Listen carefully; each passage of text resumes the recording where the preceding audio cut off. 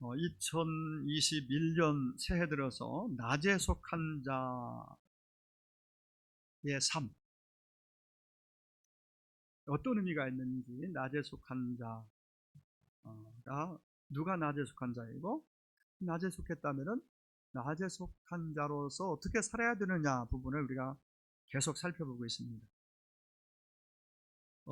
데살로니가서 5장 통해서 우리가 계속 시리즈로 낮에 속한 자로서의 그 정체성에 맞는 걸맞는 삶은 무엇인가. 다시 말씀드리지만은 이것은 우리가 어떻게 구원받느냐, 구원의 문제가 아님을 여러분이 다 아시는 줄 압니다. 이미 구원받은 하나님의 자녀요, 낮에 속한 어둠이 아닌 낮에 속한 그런 자로서의 합당한 삶에 대해서 하나님이 우리에게 뭐라고 말씀하시는지 우리가 잘 듣고 있고 들어서 배워서 하나하나 우리가 좀 고칠 것 고치고 또 실천하고 적용하면은 좀 더 가정의 분위기, 교회 그리고 사회 가는 곳마다 좀 더 선한 영향력을 끼치는 교회와 성도가 되려고 생각을 합니다. 어느 날 무디 목사님이 벽난로 앞에 앉아서 쉬고 있었습니다. 그런데 한 청년이 찾아와서 이렇게 묻습니다. 목사님, 꼭 교회에 나가야만 신앙생활을 하는 것입니까?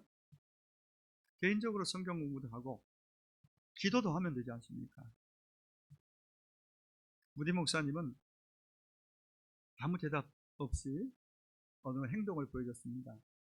집히던 장작들을 하나하나 빼서 각각 흩어놓았습니다. 당연히 잘 타오르던 불이 점점 꺼져나가고 훈훈했던 집안이 이제 추위가 이제 이렇게 느껴졌습니다. 그리고 이제 그 청년에게 이 무디 목사님이 이렇게 얘기를 했습니다. 여보게, 조금 전에는 온 집안이 훈훈했는데 지금 왜 이렇게 싸늘한지 압니까?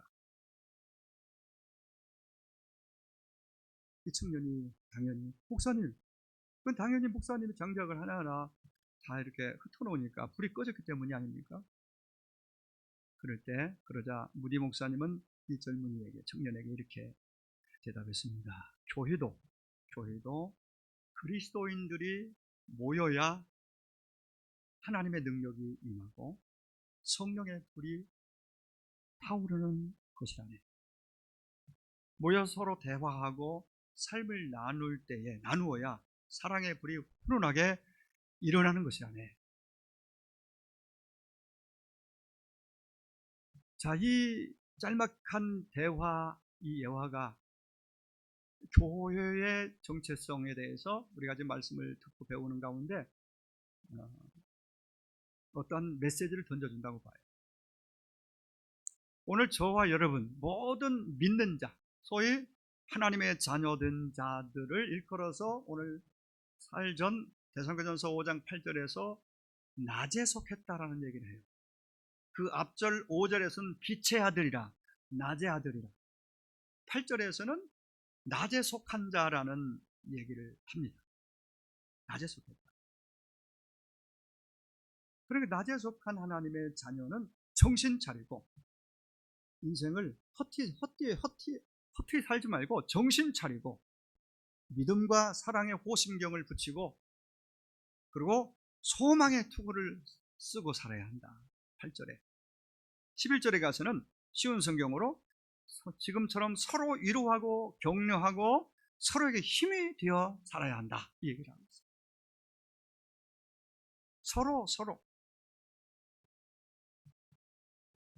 서로 힘이 되고 덕을 세우고 위로하고 격려하고. 믿음, 소망, 사랑은 각자 개인적인 부분이에요.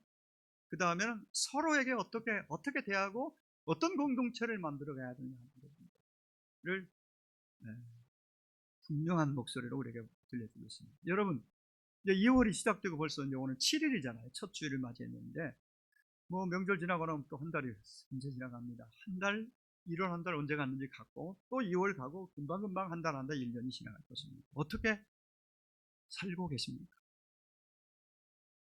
이번 한 주 어떻게 사시겠습니까? 우리는 끊임없이 각자 자신에게 오늘 내가 어떻게 살아야 하지? 어제와 오늘 크게 다른 점이 없을 수 있죠. 내일도 마찬가지고 평범한 일상이 거의 비슷비슷하지만은 그런 모든 하루하루 일상 속에서 내가 누구지? 내가 어떻게 살아야 하지? 어떻게 살아야 나답지? 성도답지? 라는 질문은 너나 할 거 없이 정말 우리 모두가 꼭 필요하고 던지고 답해요. 어떻게 사십니까? 어떻게 살고 싶습니까? 한 번도 경험해보지 못한 이 코로나19라는 이 전염병으로 만 1년이에요, 지금. 작년 2월 24일. 제 기억에는. 그 2월달 지금 중간에 7일이니까 만 1년 동안을 지금 사회적 거리두기라는 이 생소한 이 단어가 이제 익숙한 일상의 우리 삶이 되어버렸어요. 지금도 현재 진행 중입니다. 이러한 시대 상황 속에서 어떻게 살아야 될까? 어떻게 사는 것이 예수 믿는 나다움입니다. 성도다움입니다. 여기 이걸 우리가 좀 고민하고 다짐하고 그렇게 확인하고 그렇게 해야 됩니다. 우리 한번 우리의 정체성을 하나님 앞에 고백하겠습니다. 오늘 이렇게 하겠습니다. 왼손으로 각자의 가슴에 손을 얹어 보십시오. 불편하셔도 조금 따라하십시오. 그리고 오른손을 한번 이만큼 들으시고 큰 소리를 한번 나나 여러분의 동일하게 이러한 정체성이 있다는 것을 확인하고 고백하는 겁니다. 다 같이 합시다. 나는 하나님의 자녀입니다. 더 크게 나는 하나님의 자녀입니다. 나는 천국의 시민권자입니다. 천국의 시민권자입니다. 나는 낮에 속한 하나님의 백성입니다.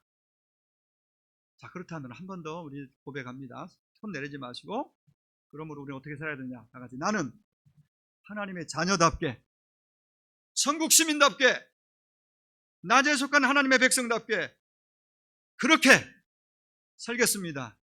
할렐루야. 박수 3번 합시다. 나만 4번 했네. 3번 하자. 네. 나는 시냇가에 심은 나무. 아까 불렀죠. 하나님의 사랑 안에 믿음 뿌리 내리고 다 같이 주의 뜻대로 항상 살리라. 아멘. 그렇습니다. 우리는 시냇가에 심은 나무라는 것은 심겨진 나무예요. 어떤 면에서 내 의지보다는 의지가 아니죠. 하나님의 은혜로 그렇게 되었어요. 교회에 심겨졌고 이미 천국에 심겨졌다 그렇게 봐도 다르지 않습니다. 왜? 천국 시민권을 가지고 있고 언제 어느 모습 언제 우리가 이 땅을 떠나도 천국에 들어가는 확실한 보증수표잖아요. 예수 믿는 것이. 그런 존귀한 여러분입니다. 존귀한 하나님의 사람들, 소중한 하나님의 백성들이에요. 그럼 거기에 그 정체성이 삶의 고백과 표정과 삶을 통해서 나타나요. 성경 66권 속에 선택받고 구원받은 하나님의 백성을 향한 삶에 대한 이야기, 믿음에 대한 이야기가 90%, 99%라고 봐요. 그 중에 가장 중요한 포인트는 구원에 가는 거예요. 어떻게 하면 구원받을 수 있느냐? 인간이 어디서부터 왔느냐? 어디로 가야 되느냐? 그럼 그리 가려면 어떻게 해야 되느냐? 이건 간단해요. 하나님의 자녀가 되면 천국 가는 거예요. 예수 믿으면 하나님 자녀가 되는 거예요. 정말 다른 방법은 없어요. 다른 길은 없어요. 예수님만이 유일한 길이고 진리요 생명인 것을 믿어서 하나님의 자녀가 됐고, 하나님의 자녀가 되고 나니 너는 어둠이 아니고 낮이야, 빛이야. 그럼 빛의 낮에 걸맞게 살아야 돼. 그렇게 살지 못해서 결국은 그들이 우상의 애굽에 종살이하고 나중에 나라를 빼앗기고, 이런 역사 이야기는 하나님 앞에 하나님의 백성답게 예배 드리는 하나님의 자녀답게 예배한 자로서 예배자의 삶을 살지 않았기 때문에 결국은 나타난 결과들입니다. 이스라엘 역사 속에서 보는 것이고 오늘날도 마찬가지예요. 결국은 우리가 하나님의 자녀답게 살지 못하면, 살아내지 못하면 세상으로부터 끊임없이 우리는 조소와 비난을 받으면서 교회가 교회답지 못하고 성도가 성도답지 못함으로써 하나님의 영광은 가리워지고, 정말 이런 역사가, 이런 일들이 우리 앞에 있습니다. 오늘 12절과 13절 오늘 본문 읽은 앞절에 지난주에 봤습니다. 형제들아, 우리가 너희에게 구하노니 너희 가운데서 수고하고 주 안에서 너희를 다스리며 구원하는 자들을 너희가 알고 저의 역사로 말미암아 사랑 안에서 가장 귀히 여기며 너희끼리 화목하라. 너희끼리 화목하라. 이 내용을 잘 살펴보시면은 오늘 13절, 14절, 15절도 마찬가지지만은 강조되고 있는 것이 개인에게 권면하는 성격 같지만 그 개인이 말씀 같고 공동체 안에서 서로의 관계 속에서 어떻게 말하고 행해야 될 것인지에 대해서 공동체를 향하는 메시지라고 보면 되겠습니다. 그 강조점이 뭐냐? 개인이 아니라 공동체입니다. 그러니까 개인이 공동체라는, 교회라는 공동체 안에서 각자가 어떻게 해야 되느냐 부분이에요. 이것은 우리가 볼 때에 신앙의 성숙, 성화와 관련이 있고 하나님 앞에 상급과도 관련이 있다고 봐요. 구원 문제는 아니에요. 삶의 문제는, 구원받은 자로서의 합당하게 살고 많은 사람들에게 좋은 영향을 끼치고 복이 되어 살면은 그 복이 내가 복이 되고 또 하나님 앞에 칭찬이 있고 상이 있는 건 당연한 결과죠.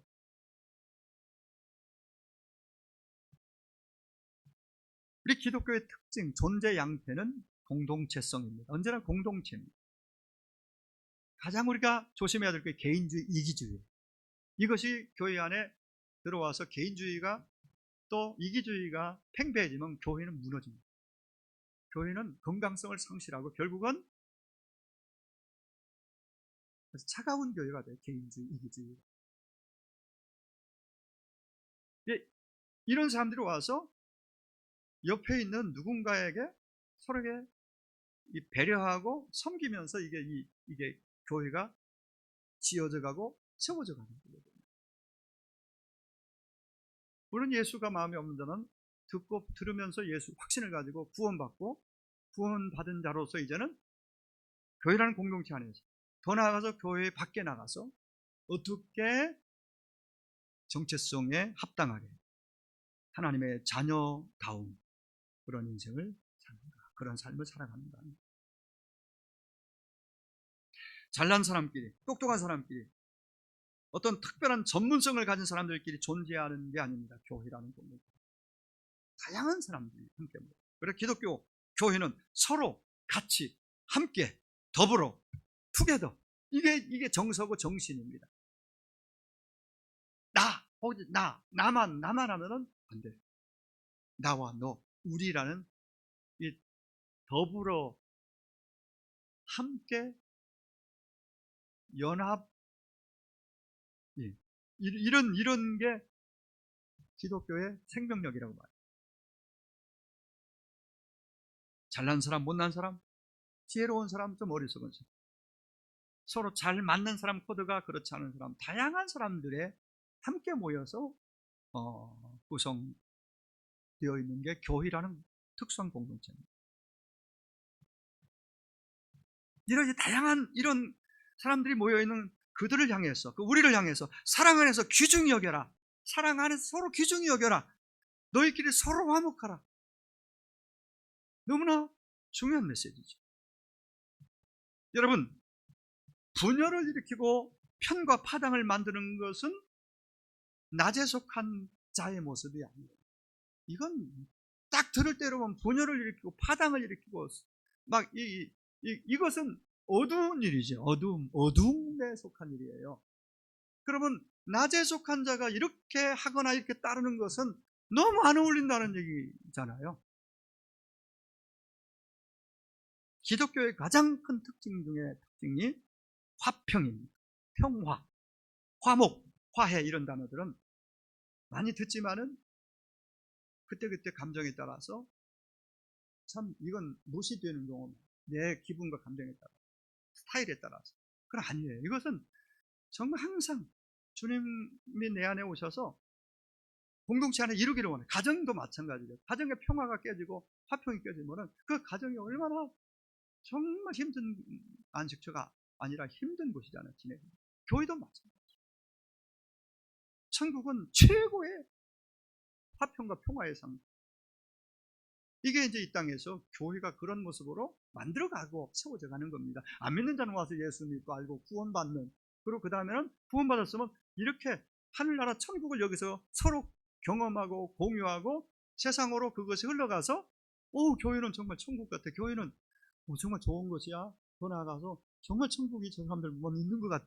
이렇게 느껴지도록 우리가 어떤 역할이 필요하다는 얘기예요. 고발하고 투쟁하는 것은 이런 면에서 기독교의 코드하고는 너무 안 맞습니다. 이 무슬림은 딱 어울리는 단어가 이겁니다. 투쟁, 고발, 이런. 낮에 속한 기독교인의 코드는 서로 용서하고 사랑하고 격려하고 화목하는 것입니다. 너희들끼리 서로 화목할 뿐만 아니라 서로 귀중히 여겨라. 자주 듣던 얘기 아니에요? 주님께서 하셨고 편지에 많이 나옵니다. 오늘 14절 말씀에 공동체 안에서 지켜야 할 원칙을 제시합니다. 특별히 리더가 해야 될, 리더의 위치에 있는 사람들이 해야 될 일들을 아주 중요하게 몇 가지 말씀하고 있어요. 우리 한번 14절을 같이 한 번 더 읽습니다. 시작. 또 형제들아 너희를 권면하노니 게으른 자들을 권계하니 마음이 약한 자들을 격려하고 힘이 없는 자들을 붙들어주며 모든 사람에게 오래 참으라. 아멘.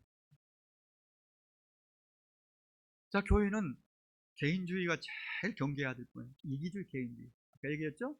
교회는 공동체, 더불어 함께 이런 모습이 가장 교회답고 건강한 교회, 건강성 있는 건강한 교회의 모습. 자, 다시 말씀드립니다. 교회라는 공동체는 많은 사람들, 여러 유형의 사람들을 구성되어 있습니다. 좋은 사람도 쉬운 사람도 있고 기준에 맞거나 맞지 않는 사람, 자기 각자의 기준에 있겠죠. 그죠? 다양합니다. 교회를 연수는 오래됐어도 덕을 세우지 못하고 규모 없게 사는 사람들이 있을 수 있겠죠. 규모. 세상에는 밝은데 하나님과 관계 속에서 또 신앙 영적인 부분에서는 굉장히 많이 이렇게 좀 약한, 답답한, 잘 안 통하는 그런 경우도 있겠죠. 그런 사람들. 이런 사람들에게는 그냥 지는 지고 나는 나 이런 개념이 개인주의잖아요. 그게 아니라 공동체 안에서 누군가가 쉬운 예로 셀이면 셀에서 리더는 세우신 이유가 그런 사람들을 잘 세우는. 좀 이따 말씀드리겠습니다. 이 권계라는 단어가 참 어려운 단어를 오늘 본문에 나오는데, 권계. 이게 게으른, 규모 없이 게으르게 사는 사람들, 이런 사람들은 강력하게 충고, 권계가 필요하다고 말해요. 권계. 약한 자들은 위로해주고 격려해주고, 힘이 없는 자들은 복 뜯어주고, 그러면서 모든 사람에게 있어서 대할 때에 오래 참으라. 다시 말씀드립니다. 13절에 사랑 안에서 귀히 여기며 너희끼리 화목하라. 14절에 권계하고 격려하고 붙들어주고 오래 참으라. 15절에 악으로 악을 갚지 말고 항상 선으로 대하라. 화목하라, 오래 참으라, 선으로 대하라. 이게 바로 낮에 속한 크리스천들의 진정한 크리스천다운 모습이다. 구원받은 자다움이다 라고 말씀합니다. 이런 모습이 우리를 통해서, 여러분을 통해서 조금씩 흘러나오고 나타날 때에 이걸 보는 넌 크리스천들, 그리스도 밖에 있는 사람들이 하나님을 조금이라도 느끼게 되고 저는 느끼게 된다는 거예요. 그게 중요하잖아요. 저 사람 보니까, 저 교회 보니까 하나님은 없는 것 같아. 하나님 어디 있어? 이게 아니라 저 교회 보니까, 저 교회 다니는 분 보니까 하나님 있긴 있나 봐. 느낄 수 있도록 그렇게 우리가 어떤 낮에 속한 자로서의 삶을, 그래서 그렇게 살아야 한다는 얘기. 전도한다는 것은 예수 믿으세요. 안 믿으면 천국 못 갑니다. 더 강하게 지옥 갑니다. 천국 가려면 예수 믿어야 돼요. 성경에 있는 거죠. 맞는 말이죠. 근데 그 말하기에 앞서서, 그게 우리의 좋은 전도이기도 하지만 현 시점에 오늘 이 시대에서는 예수 믿고 천국 가세요. 정말 이렇게 외치기 쉽지 않은 시기예요. 요 근래 와서는 특별히 더. 그럼 가장 좋은 방식과 방법이 뭘까요? 그 가운데 그렇게도 해야 되겠으나 오늘 본문을 통해 배우는 것은 그렇게 하기 전에 나의 삶을 보고 사람들이 하나님을 느낄 수 있도록 할 수 없겠느냐. 네가 성도다움으로 하나님의 자녀답고 낮에 속한 자답게 네가 말하고 행동하면은 그 믿지 않는 가족이나 나를 지켜보고 있는 친구나 이웃들이 다 보고 있잖아요. 그 하나님을 느끼게 된다는 얘기. 하나님. 그러면 당장은 아니라도 어느 순간이 되면은 나도 교회 한번 가볼까, 이런 고백과, 염정화라는 배우이면서 유명한 가수 있잖아요. 그 사람은 특징 중에 하나, 이미지가 온 목숨을, 온 몸과 모든 걸 던져서 노래하고 연기하는 자로 정평이 나 있어요. 염정화 맞죠? 그 간증을 제가 이렇게 쭉, 엄정화 성 바꿀 뻔했네. 엄정화라는 사람 간증을 제가 1시간 이상 하는 간증을 쭉 들어봤는데 감동. 주영훈이 사이버는 새롭게 하소서에 나오는 그건데 같이 나이도 가고 친구라고 그래요. 근데 영향을 주고 받았기. 근데 그런 점도 많이 보고 이렇게 이것도 했대요. 하는 거 있잖아요. 점쟁이 찾아가서 하는 거. 귀신은 안 믿었지만은, 근데 그렇게 승승장구해서 성공하고, 그 가난하던 아버지 일찍 돌아가서 그 가난하던 삶에서 정말 아무것도 살림 수 없어서 엄마하고 떨어져서 동생들하고 사는 그런 삶을 지내던 그 가난한 입장에서 지금은 어느 시점에서는 이제 막 인기가 올라가고 명예하면서 부족함이 없는 인기와 명예와 부를 가졌지만은 마음이 그렇게 막 편치 않았대요. 돈도 있고 명예도 인기도 있고. 그 과정 쭉 얘기 가운데 누군가 하나님을 느끼게 합니다. 하나님 것이다. 친구 주변에 기독교인들이 있었겠죠. 이게 쭉 얘기 나오더라고요. 근데 갑상선암 수술한 얘기도 하고, 노래할 수 없게 되고, 노래 이제 이거 어떡하나 하고 막 우울함이 오고, 그런 여러 과정 속에서 그가 어느 한순간에 교회 하나님, 전혀 생각지 않았던 그 하나님이, 그래서 남산에 이렇게 산책하다가 어느 순간에, 그래서 교회 가자고 하는 사람도 없었나 봐요. 옆에 그런 얘기도 하고 그러면서 십자가 그 얘기 나오면서 친구가 갑자기, 대전에 있는 친구가 전화 와서 너 하나님 나야 막 마음이 얘기하니까 너 예수 믿고 예수 믿게 천국 가고, 이런 얘기가 그냥 그대로 박힌 거예요. 친구가 얘기하더니. 그래서 너 지금 영접 기도하게 교회 어디 조용한 데가 앉으라고 그러니까 어디 거기서 앉아서 전화로 영접 기도하고, 그렇게 신앙이 시작되는 그런. 근데 제가 전체적으로 볼 때 채울 수 없는 자기 안에 돈 있고 명예 있고 인기 있는데 채워지지 않는 뭐가 있었는데, 그것은 하나님이 당신이 오셔야 채워지는 공간을 놔줬다는 얘기를 해요.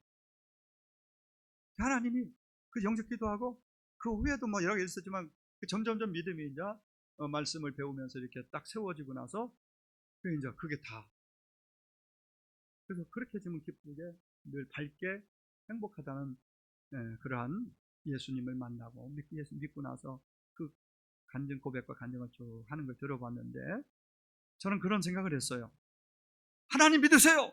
예수 믿으면 지옥 가요. 강력하지만은 아까 얘기했죠. 지금 이 시대에 그렇게 하고 다니면요, 아유, 용기도 필요하게 쉽지 않아요.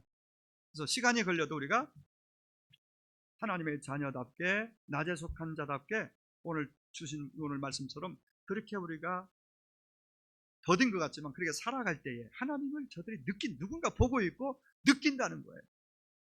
그리고 누군가가 소망이 있어 보이니까 나는 이런데 소망에 대한 이유를, 천국에 대한 내세에 대한 그걸 궁금해서 물어오는 사람이 있을 것이다. 베드로전서 2장인가요? 그러면 내 안에 예수님이 계셔서 그때는 구체적으로 복음을 전할 수 있겠죠. 그 전에 우리는 교회 안과 밖에서 정말 말, 생각, 행동 이런 거 하나하나도 돈 씀씀이 가지고 낮에 속한 자는 달라요.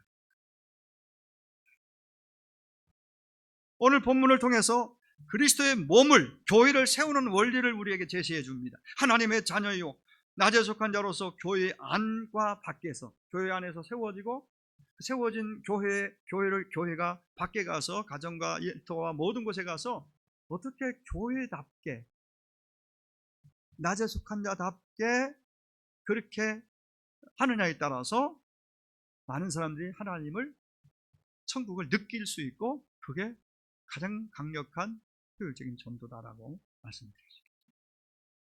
자, 그럼 구체적으로 우리가 정말 하나님의 자녀인데, 분명히 아까 고백했듯이 우리는 하나님의 백성이고 천국 시민권자라고 성경 우리에게 알려주는데, 그렇다면 어떻게 살아야 되느냐? 오늘 본문에서 14절에 특별히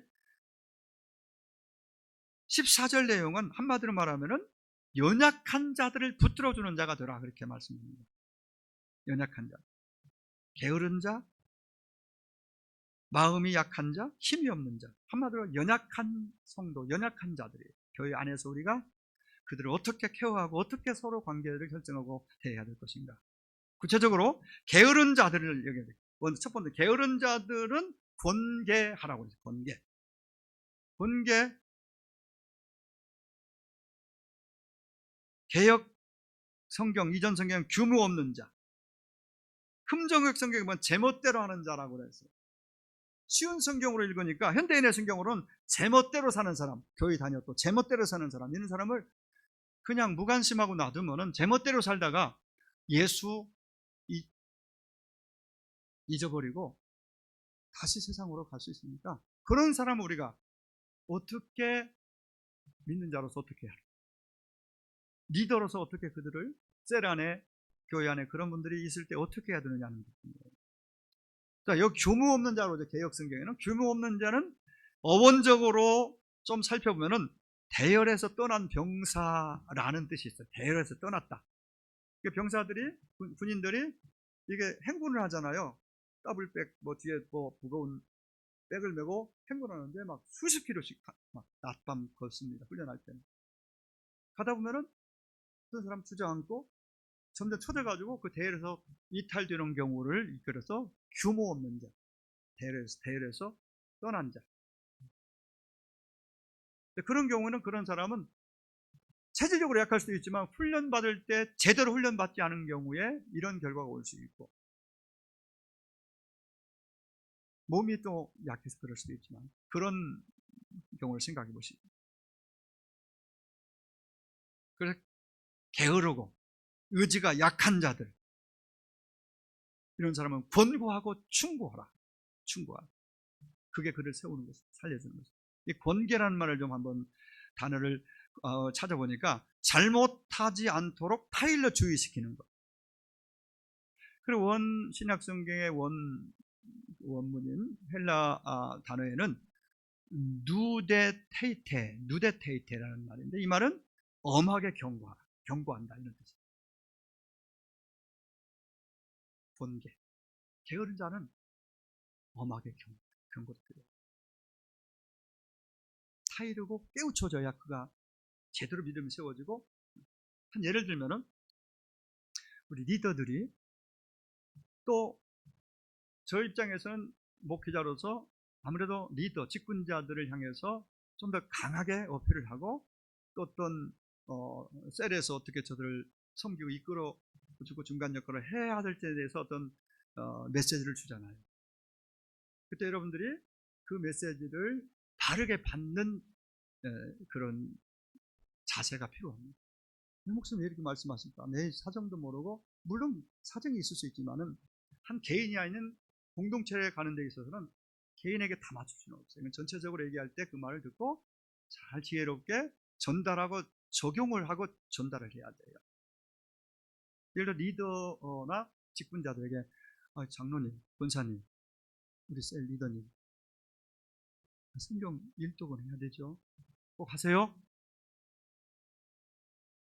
위로와 격려가 아니라 이것은 충고입니다. 한 일독도 안 하면 되겠어요? 일독하도 이번에 한번 성경 문제풀이 하면서 우리 직분자들은, 리더들은, 또 성도들은 이렇게 하면 좋겠다, 이런 방향을 정하고 제가 강력하게 어떤 그 멘트를 하고 얘기하잖아요. 그건 받는 입장은 사정이 다 달라요. 못할 사정이, 눈이 안 보이면 일단 못하고요. 또 바빠서 못한다, 이해 들 수 있지만 바빠도 밥은 먹잖아요. 내 영혼의 양식이라고 생각하면 그것도 먹는 마음으로 읽읍시다. 왜 안 하셨어요? 하셔야죠. 이 소리까지는 아직 못했지만은 여러분이 그 정도로 강하게 얘기했다고 듣고 도전해야 돼요. 왜냐하면 그렇게 해야 여러분 도와주는 거예요. 일독은 하자. 일독하지, 이번에 문제풀이 하면서 좀 더 세밀하게 해보자. 좋은 취지잖아요. 하든지 말든지 놔두는 것이 무관심이 여러분 도와드리는 게 아니라는 개념입니다. 이 권계라는 말은 이런 측면에서 할 수 있고요. 제가 이제 큐티에서 가끔 일주일에 한 두세 번 보내잖아요. 보내면 해서 셀 식구와 같이 이걸 하든 나누자 해서 하는데, 본인이 읽고 전달할 거 아니겠어요? 가장 좋은 방법은 그냥 읽고 전달만 하는 것, 그것 참 잘한 거예요. 그러나 읽고 멘트 하나 적는 거예요. 부담이 될 수 있겠지만, 내가 큐티 할 수도 있지만은 또 큐티한 것을 실어놨을 때 읽고는 나 이런 도전이 받았습니다, 이런 부분. 그래서 딱 하고는 셀과 같이 나누는 거죠. 이렇게 이런 부분에서 리더가 역할을 해줄 때에 셀 식구를 세워주는 그런 상황, 그렇게 해나갈 때에 목사 입장에서, 또 중간 리더 입장에서, 직분자 입장에서 이렇게 권계, 때로는 게을러서 못할 때는 하세요, 성경 읽으세요, 이런 대면 예배 할 때 됐습니다, 해도 됩니다, 자리가 남습니다, 강하게 얘기해도 그거 가지고 여러분들이 자꾸 마음이 시험이 됩니다. 못 알아들을 만큼 갓난아기라면은, 2-3살 영적으로 5-6살이라면은 뭐 항상 이렇게 달개기만 해야 되지만은, 벌써 5년, 6년, 10년 다니고 집사님쯤 되고 그러면 이런 얘기를 강하게 메시지가 나가도 여러분들이 나를 위해서 하는 말씀, 그렇지, 나도 이렇게 읽어야지, 기도해야지, 해야지, 이게 자기도 세워지고 공동체도 세워지는, 교회 안에서나 사회에서나 법을 위반하고 자기가 해야 할 의무와 책임을 다하지 않고 자기 멋대로인 사람들을 타이르고 깨우쳐라, 이게 번개입니다. 낮에 속한 하나님의 자녀가 교회 안에서나 밖에서 이렇게 살면 그냥 게으르고 규모 없이 제멋대로 예의도 예절도 없이 하나님의 자녀라고 하면서 직분도 있으면서 그렇게 산다면 덕이 되지 않고 일단 하나님의 영광을 가리고, 저 사람이 예수 믿는 사람이야? 혹 이런 소리를 들으면 되겠어요? 저런 사람이 다니는 교회는 도대체 어떤 교회야? 결코 이건 칭찬이 아닌 거 아시죠? 그 사람이 믿는 하나님은 더 어떤 하나님이야? 이런 소리 들으면 되겠느냐? 이런 사람들이 있다면 그들을 권계하라. 강하게 충고하라. 물론 경고하고 충고할 때도 사랑으로 하는 것은 기본이죠. 사랑. 우리 중직자들 그리고 리더의 자리에 있는 분들은 이 말씀을 잘 마음에 새겨서 여러분들 말씀을 먼저 받고 그리고 여러분 셀 가족들에게 제대로 잘 그 연약한 자들에게 또 영적으로 신앙적으로 갈팡질팡하고 또 규모 없이 행하는 그러한 나약한 자들을 향해서 때로는 강하게 기도하는 사랑의 마음으로 이끌어주고 그렇게 충고도 할 수 있게 되기를 주의 이름으로 축원합니다. 두 번째는 마음이 약한 사람들을 어떻게 해야 되느냐? 한마디로 격려해주면 됩니다. 마음이 약한 사람이 누구예요? 소심한 사람, 겁이 많은 사람, 용기가 부족한 사람, 혹은 어려운 사정 때문에 낙심하고 있는 사람들, 연약한 사람들, 이런 사람들은 격려와 위로가 필요해요. 이런 사람들에게 막 옆에서 강하게 그 질책이 필요한 게 아니잖아요. 그런 사람 막 힘내세요. 네, 기도하겠습니다. 내가 해줄 수 있는 작지만 그런 일들을 옆에서 구체적으로 말로도 하고 그렇게 도와드리면서 이렇게 위로와 격려를 하라. 마음이 약한 사람. 용기를 북돋아줘라. 여러분 따뜻한 말 한마디가 낙심한 사회에는 큰 힘이 됩니다.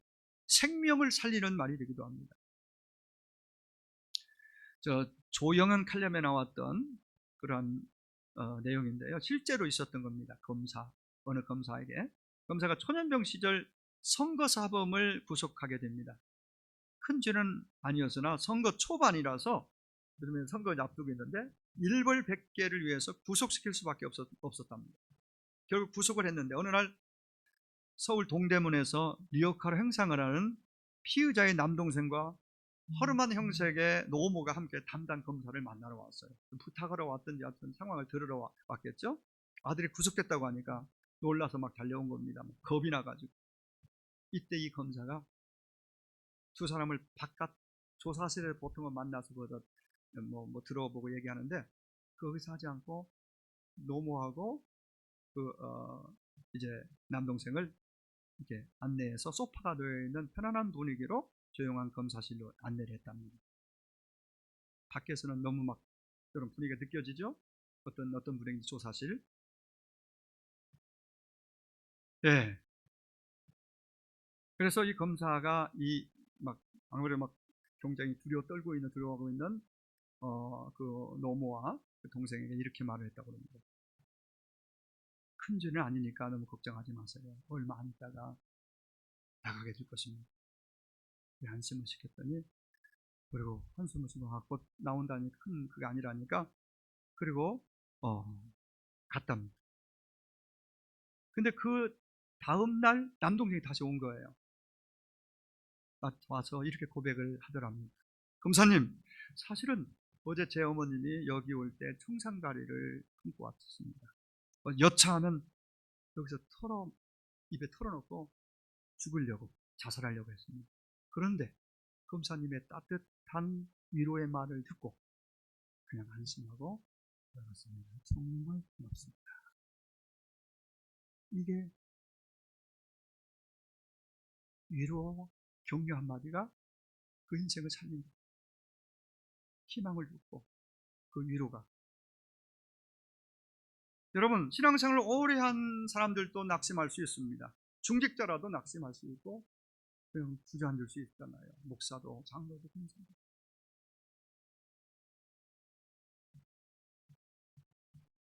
그 경우에 교회라는 공동체 안에서 서로가 누군가가 누군가에게 따뜻한 위로와 격려의 말을 해줄 때에 복돋아줄 때에 다시 일어설 수 있고 힘을 낼 수가 있습니다.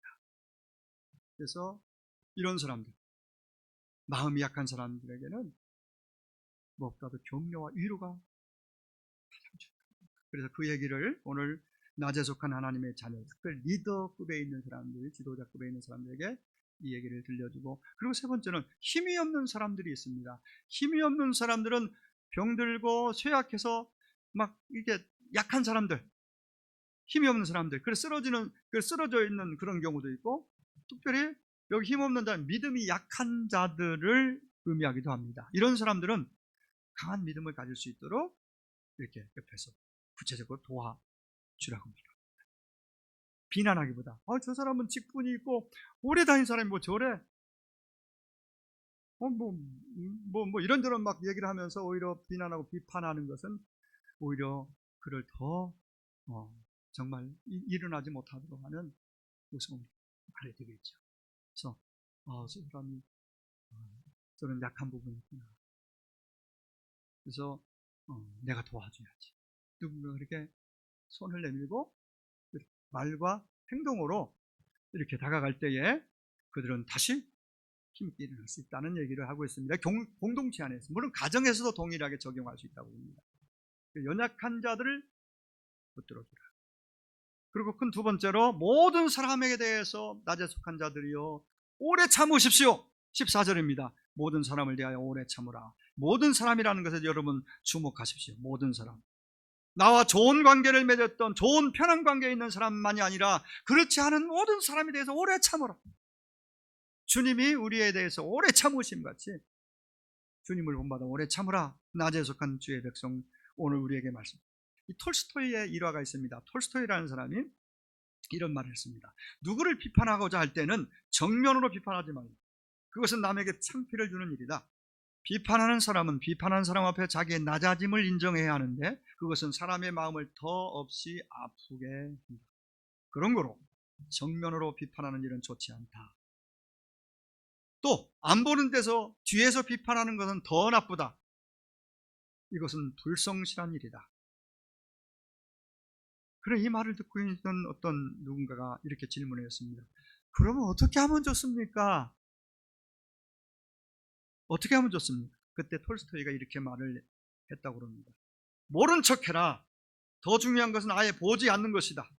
허물이 될 이야기는 듣지도 말고 비판해야 될 이야기는 기억하지도 말고, 그것이 아름다운 일이다. 그리고 좋은 점만 보려고 노력하라. 좋은 점만 보려고 노력하라. 그것으로 부족한 점을 다 소화해버려라. 이것이 제일 아름다운 일입니다. 내용이 다 여러분 기억할 수 없어도 이것만 기억하면 됩니다. 톨스토이 말 중에서는 다 같이 좋은 점만 보려고 노력하라. 네, 좋은 점만 보려고 노력하라. 그냥 비판하고 비난하고 이것은 어둠의 일이다. 낮에 속한 자들은 그렇게 하면 안 된다. 이 얘기를 저는 적용해 봅니다.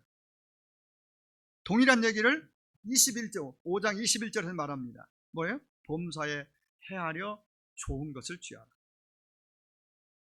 범사에 헤아려 좋은 걸 취하려면 좋은 점만 보자 이거죠.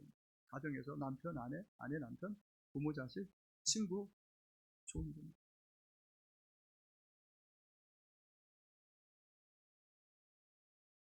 여러분, 약점, 단점 없는 사람 누가 있겠습니까? 약점만 보면 아무리 좋은 사람이라도 해도 좋은 사람이 될 수 없어요. 다 약점이 있고 단점이 있어요. 좋은 점 보는 좋은 습성이 딱 몸에 배이는 사람은 그 자체로 그 사람이 참 복이에요. 자기가 행복해요. 상대방의 좋은 점이 먼저 보이고, 그래서 칭찬이 나가고, 그러다 보면 비난, 비판, 부정적인 것은 그냥 뒤에 것은 잘 거기까지 안 가고 칭찬하고 바로 비난하겠어요? 좋은 점 보고 좋은 점을 세워주고 우리가 참 마음에 담고 가정의 행복을 위해서, 교회의 건강성을 위해서, 그리고 교회 밖에 안 믿는 분들이 우리의 모습을 보면서 하나님을 느끼도록 하는 좋은 전도법이 아닙니다.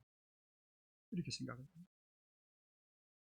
서로 부부간에 또 가정 안에서 또 직장이나 어디서든지 믿는 하나님의 자녀로서 좋은 점 보는 걸 좀 연습하시고, 칭찬하고 좋은 점 보고 칭찬하는 일에 부지런하시고, 그렇게 낮에 속한 하나님의 자녀답게 살 수 있기를 축원합니다.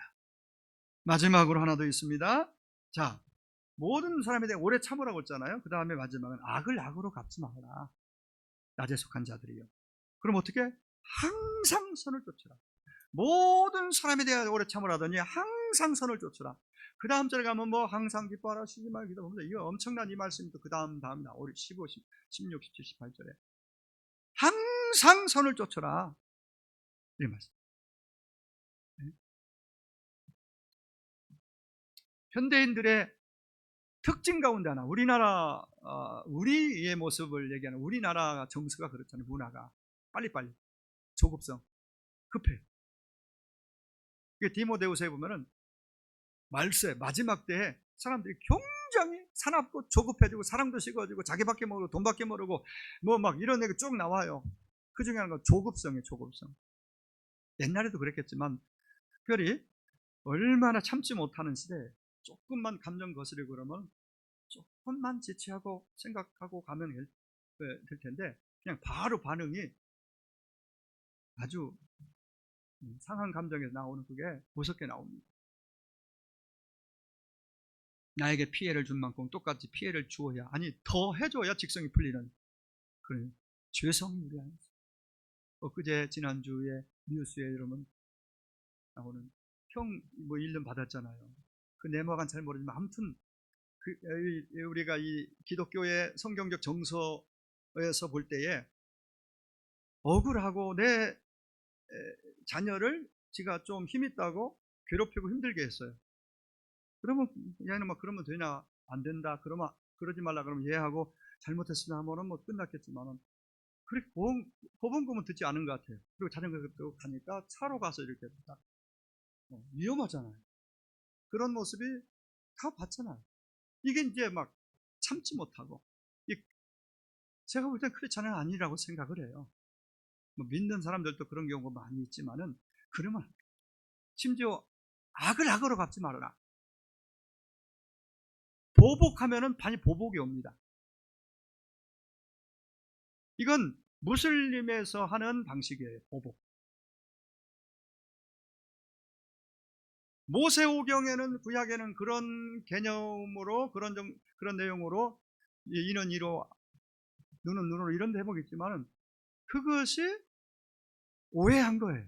구약에도 마찬가지. 더군다나 예수님 오셔서 당신 죽고 다시 사심으로써 우리에게 주신 새로운 천국 백성으로서의 어떻게 살아야 되느냐. 마태복음 5, 6, 7장에서 거기다 잘 우리 담아주셨잖아요. 해석해 줬잖아요. 악한 자, 악은 그 하나님이 갚아주실 것이니까 우리는 적극적으로 선으로 대하라. 참으로 힘든 얘기지만은 어려운 거지만 우리는 그 노력해야 됩니다. 하나님, 원수가 하나님께 맡기고 너는 선하게 되라. 원수를 사랑하며 마태복음 5장 44절에 나는 너희에게 이른다. 너희는 원수를 사랑하며 너희를 핍박하는 자를 위하여 기도하라. 축복하라고. 이동원 목사님 설교에 나오는 예화 한 대목을 결론으로 말씀드리겠습니다. 중국교회 한 성도 한 분이 어느 날 자기 논에 물이 자꾸 줄어드는 것을 발견하고 원인이 뭔가 봤더니 바로 옆에 논으로 물꼬를 자꾸 누가 터놔서 물이 다 빠져나가는 거였습니다. 그러니까 딱 보니까 자기 교회 나온 지 얼마 안 되는 초신자였다고 합니다. 그래서 이러면 안 되는데 하고 자기는 이제 그거 아니잖아요, 그게. 그래서 바르게 해놨는데 또 그런 일이 자꾸 일어나는 거예요. 그래서 기도합니다. 하나님, 저 사람이 틀렸고 내가 올바른 일을 하고 있는데 왜 내 마음에 속에 평안이 없습니까? 내 마음에 평안이 없습니다. 왜 그럴까요? 하고 물었습니다. 계속 그렇게 기도하는 중에 마음에 감동이 왔답니다. 너는 올바른 일을 위해서만 살겠느냐? 그 이상으로는 살 수 없겠니? 마음에 울림이. 그래서 깨닫고 곰곰이 생각하다 내가 그래서 깨닫고는 일찍 일어나서 자기 논의 수로를 이웃 논으로 돌려놔서 그 수고하지 않아도 그냥 그 논으로 물이 흘러가서 그렇게 되도록 했답니다. 그러고 나서 놀라운 일이 벌어집니다. 교회 나온 지 얼마 안 되는 초신자가 찾아와서 이렇게 고백하는 것입니다. 당신은 정말 그리스도인이었군요. 그리스도인이군요. 저도 이제부터는 당신처럼 그리스도를 믿고 따르는 자가 되고 싶습니다. 사람을 변화시키는 것은 질책이나 비판이나 책망이 아니라 사실은 사랑이고 격려고 배려라고 생각합니다. 말씀을 맺습니다. 저와 여러분은 낮에 속한 천국 시민권자라고 말씀드렸습니다. 하나님의 자녀입니다. 하나님 나라 백성입니다. 영광스럽게도. 그러면 어떻게 살아야 된다고요? 오늘 본문에서 연약한 자들을 붙들어주라. 게으른 자 권계하고 충고하고 마음이 약한 자 소심한 자 위로하고 격려해주라. 힘이 없는 자 붙들어주고 도와주라. 이게 연약한 자들을 붙들어주고 모든 사람에 대해 오래 줍니다. 악을 악으로 갚지 말고 항상 선을 행하라. 쫓으라. 이 말씀을 다 기억할 수 없다면 한두 가지라도 마음에 잘 좀 간직하고 기억하고 우리가 가정생활 또 직장생활 또 교회 안과 밖에서 정말 적용하고 실천해 나가는 저와 여러분이 다 되기를 간절히 주의 이름으로 축원합니다. 기도하시겠습니다.